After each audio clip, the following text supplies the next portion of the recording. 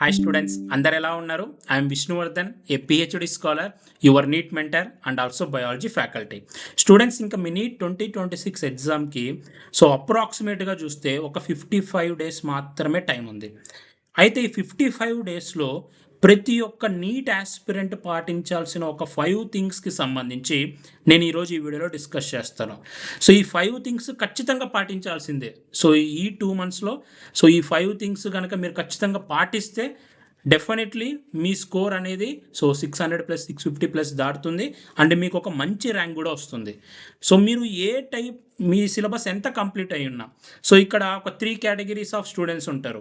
కొద్దిమంది స్టూడెంట్స్ ఏంటి అంటే టోటల్ సిలబస్ మొత్తం చదివేసి ఉంటారు, ఇంకా రివిజన్లోకి ఎంటర్ అయిపోయి ఉంటారు. ఇంకో టైప్ ఆఫ్ స్టూడెంట్స్ ఉంటారు, 60 to 70% సిలబస్ మాత్రమే కంప్లీట్ అయి ఉంటుంది, ఇంకా 30 to 40% సిలబస్ పెండింగ్లో ఉంటుంది. అలాగే ఇంకొద్ది మంది స్టూడెంట్స్ ఉంటారు, లెస్ దెన్ 50% మాత్రమే కంప్లీట్ అయి ఉంటుంది, ఇంకా చాలా చదవాల్సి ఉంటుంది.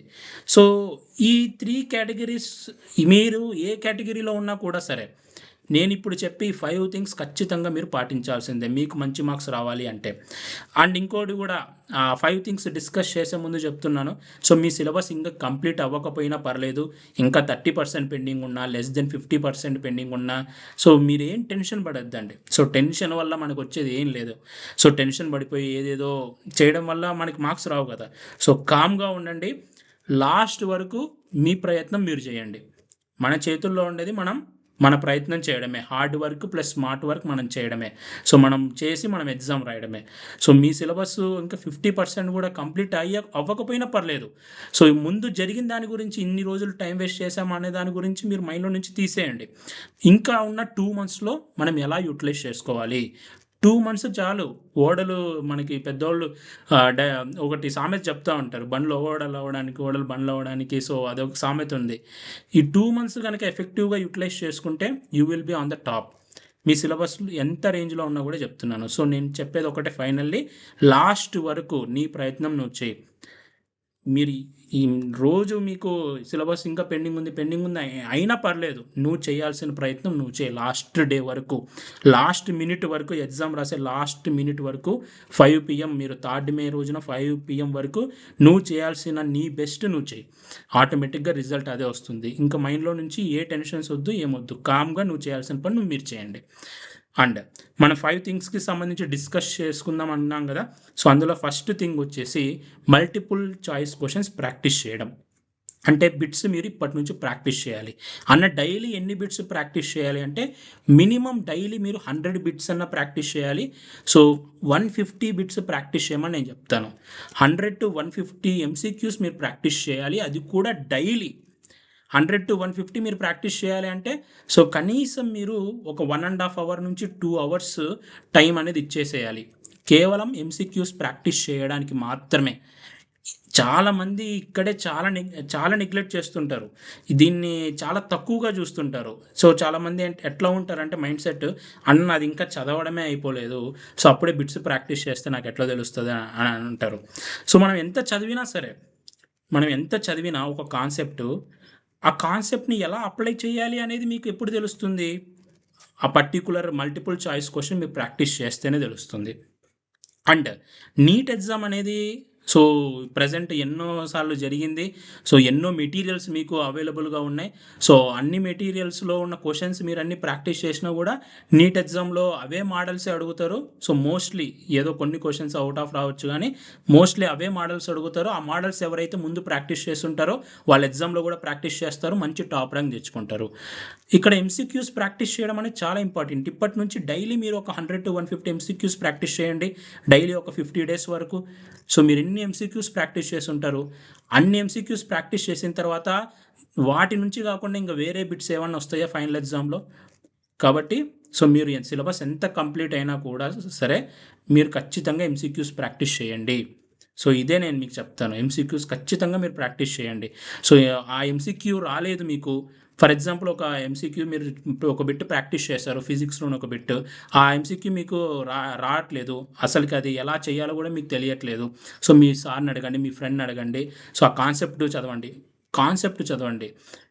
ఇప్పటి నుంచి లాస్ట్ ఇయర్ నుంచి కాన్సెప్ట్ తెలిసిన వాళ్ళే బిట్స్ చేయగలుగుతున్నారు.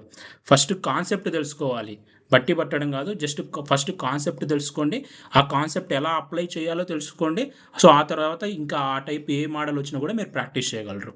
సో మీ టీచర్ హెల్ప్ తీసుకోండి, ఫ్రెండ్ హెల్ప్ తీసుకోండి. అండ్ కొత్తగా మనందరికీ ఆ, కొత్త ఫ్రెండ్ ఒకరు వచ్చారు, ఆర్టిఫిషియల్ ఇంటెలిజెన్స్. సో ఆర్టిఫిషియల్ ఇంటెలిజెన్స్తో మీరు టైం వేస్ట్ చేయొద్దు.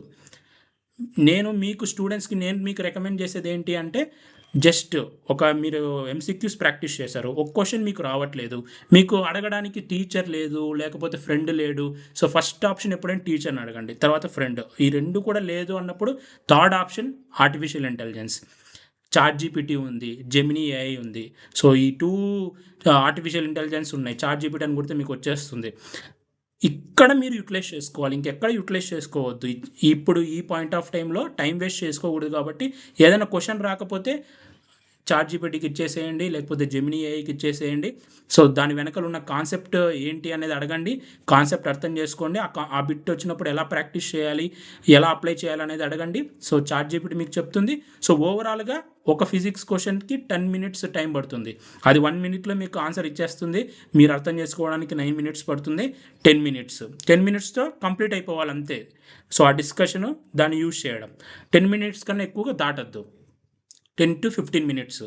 టైం వేస్ట్ చాలా చేస్తుంటారు కొద్దిమంది. సో యూటిలైజ్ చేసుకునేది ఎఫెక్టివ్గా యూటిలైజ్ చేసుకోండి. సో అంటే టైం వేస్ట్ కూడా ఎక్కువ ఉంటుంది, కానీ మీరు రెస్ట్రిక్ట్ చేసుకొని ఈ దీనికి మాత్రమే మీరు సో చాట్ జీపీటీ కానీ జెమినీని కానీ యూటిలైజ్ చేసుకోండి. ప్రజెంట్ ఉన్న ఈ వరల్డ్లో సో మనం కాలానికి తగ్గట్టు మారుతూ ఉండాలంటారు. సో ఇప్పుడు మీకు ఈజీగా ఒక కాన్సెప్ట్ దీన్ని ఎక్స్ప్లెయిన్ చేయి, ఇన్ డీటెయిల్డ్గా A to Z ఎక్స్ప్లెయిన్ చేయాలంటే మీకు చాట్ జీపీటీ ఎక్స్ప్లెయిన్ చేస్తుంది. దాన్ని కూడా యూటిలైజ్ చేసుకోండి. యూటిలైజ్ చేసుకోవడంలో తప్పు లేదు, కానీ ఎక్కువ టైం వేస్ట్ చేయొద్దు, ఎక్కువ టైం పెట్టద్దు. సో ఇది నేను చెప్తున్నాను. సో నేను ఎవ్రీడే 100 to 150 బిట్స్ మీరు ఖచ్చితంగా ప్రాక్టీస్ చేయాలి. అండ్ సెకండ్ థింగ్, ఇప్పుడు కేవలం 2 months. ఈ 2 monthsలో ఎవ్రీ సండే ఖచ్చితంగా మీరు టెస్ట్ రాయాలి. మీరు ఒకవేళ మీ సిలబస్ కంప్లీట్ అవ్వకపోతే యూనిట్ వైజ్ టెస్ట్ రాయండి. ఒకవేళ 70% సిలబస్ అయ్యింటే పార్ట్ టెస్ట్లు రాయండి. ఒకవేళ మీ టోటల్ సిలబస్ కంప్లీట్ అయిపోయి ఉంటే మీరు పార్ట్ టెస్ట్లు, గ్రాండ్ టెస్ట్లు రాసేయండి. టోటల్ సిలబస్ మీద టెస్ట్ రాయడం మటుకు అస్సలకి వదలొద్దు. సో ఇక్కడ కూడా చాలామంది నెగ్లెక్ట్ చేస్తూ ఉంటారు. సో ఇవన్నీ ప్రాక్టీస్ చేస్తేనే కదా సో ఇంత కాంపిటీషన్లో మనకి సీట్ వచ్చేది. సో కాబట్టి అన్నీ ప్రాక్టీస్ చేయాలి. ఎవ్రీ సండే మీరు ఖచ్చితంగా ఎగ్జామ్ రాయండి. ఎగ్జామ్ రాసిన తర్వాత for example Sunday 2 to 5 PM మీరు ఎగ్జామ్ రాస్తారు. ఇంకా ఈవినింగ్ ప్లస్ నైట్ ఆ ఎగ్జామ్కి సంబంధించిన అనాలిసిస్ చేసుకోవాలి. ఎక్కడ బిట్స్ రాంగ్ పెడుతున్నారు ఆ టాపిక్కి వెళ్ళి ఒకసారి చదవండి, ఆ కాన్సెప్ట్కి వెళ్ళి మళ్ళీ ఒకసారి చదవండి, అది ఎలా సాల్వ్ చేయాలో తెలుసుకోండి. సో ఆ రోజు మొత్తం ఈవినింగ్ ప్లస్ నైట్ ఆ ఎగ్జామ్లో వచ్చిన క్వశ్చన్స్, సో ఎక్కడ మీరు మిస్టేక్ చేస్తున్నారు వాటన్నిటిని రెక్టిఫై చేసుకోవడానికి అనాలిసిస్ చేయాలి.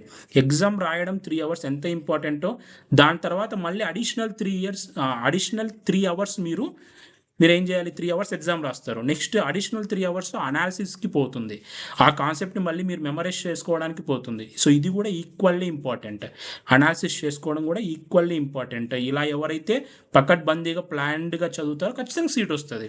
సో మనం పాటించాలి అంతే, చిన్న చిన్నవి మనం పాటిస్తూ ఉంటే ఆటోమేటిక్గా బిగ్గర్ రిజల్ట్ అనేది వస్తుంది. అండ్ థర్డ్ థింగ్, సో చాలామంది స్టూడెంట్స్ ప్రజెంట్ ఉన్న ఈ జనరేషన్లో, సో నేనైనా కూడా సో మన జనరేషన్లో ఏంటి అంటే బుక్ ముందర పెట్టుకుంటారు, పేజీలు తిప్పుకుంటూ పోతూ ఉంటారు. సో పక్కన ఎవడన్నా పోతుంటే వాళ్ళు తిక్కు చూడడం, సో ఫోన్ ఉంటే ఫోన్ తిక్కు చూడడం, పక్కన వాళ్ళతో మాట్లాడడం, ఇట్లా మాట్లాడడం. 10 hours చదువుతారు, బుక్ ముందరే ఉంటుంది, బుక్ ముందరే కూర్చుంటారు, 10 hours చదువుతారు. కానీ నువ్వు ఎన్ని అవర్స్ చదివావు అనేది ఇక్కడ ఇంపార్టెంట్ కాదు, ఎన్ని పేజెస్ చదివావు అనేది కూడా ఇప్పుడు ప్రజెంట్ ఇంపార్టెంట్ కాదు.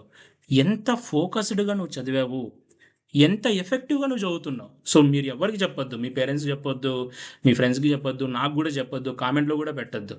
నీకు నువ్వు మనసులో అనుకో, మైండ్లో అనుకో, నేను ఎంత ఫోకస్డ్గా చదువుతున్నాను, ఎంత ఎఫెక్టివ్ స్టడీ నేను చేస్తున్నాను, focused study or effective study నేను చేస్తున్నాను అనేది నీకు నువ్వు ఒక్కసారి తెలుసుకో.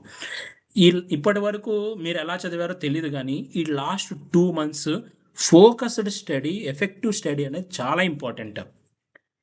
చదువుతున్నారు అంటే చదువు మీదనే మీ ధ్యాస ఉండాలి. ఫోన్ పక్కన ఉండాలి, ఫ్రెండ్స్ అందరు పక్కన ఉండిపోవాలి. ఆ టాపిక్ మీదనే మీ ధ్యాస ఉండాలి.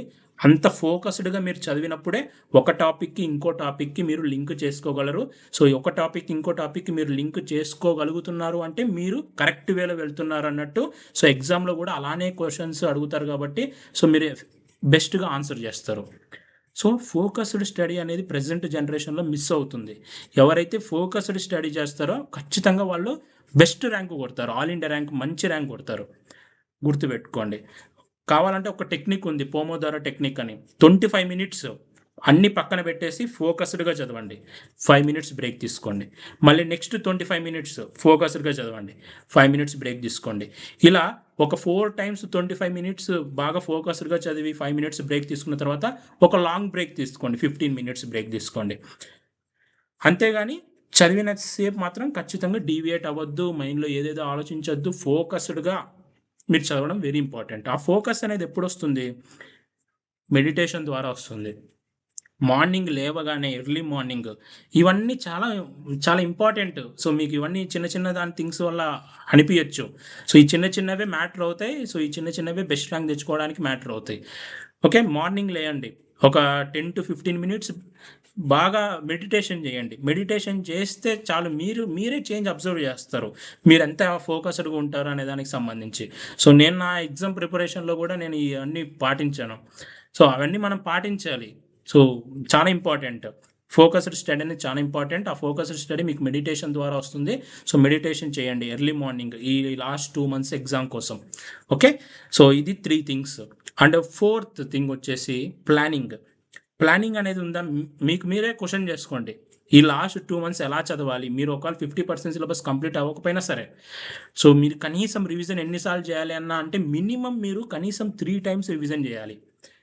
3 టైమ్స్ రివిజన్ చేయాలి. దానికి తగ్గట్టు మీరు సిలబస్ ఎప్పుడు కంప్లీట్ చేసుకోవాలి, ఎప్పుడు రివిజన్ చేయాలనేది మీరు ప్లాన్ చేసుకోండి. ఓకే. ఒక ప్లానింగ్ ఉండాలి. నీ నీకు నీ కళ్ళ ముందు కనపడాలి. నెక్స్ట్ 2 మంత్స్ ఏ డే నువ్వు ఏం చేస్తున్నావు అనేది నీ కళ్ళ ముందు నీకు కనపడాలి. సో, అప్పుడు ఒక ఆర్గనైజ్డ్ వేలో చదివితే అన్ని టాపిక్స్ నువ్వు కవర్ చేసుకోగలుగుతావు. అంతకన్నా ముఖ్యంగా ఇప్పుడు హై వెయిటేజ్ టాపిక్స్ మీద ఎక్కువ ఫోకస్ చేయండి. ప్రీవియస్ ఇయర్ క్వెషన్స్ మీద ఎక్కువ ఫోకస్ చేయండి. అన్నీ మీ కళ్ళ ముందు కనపడితే దాని ప్లాన్ తగ్గట్టు మీరు ఫాలో అయిపోతే ఖచ్చితంగా మీరు మీకే తెలుస్తది. అంటే ఒక అనార్గనైజ్డ్ వేలో చదివారనుకోండి, ఈరోజు ఓపెన్ చేయడం, ఒక టాపిక్ మొత్తం చదవడం.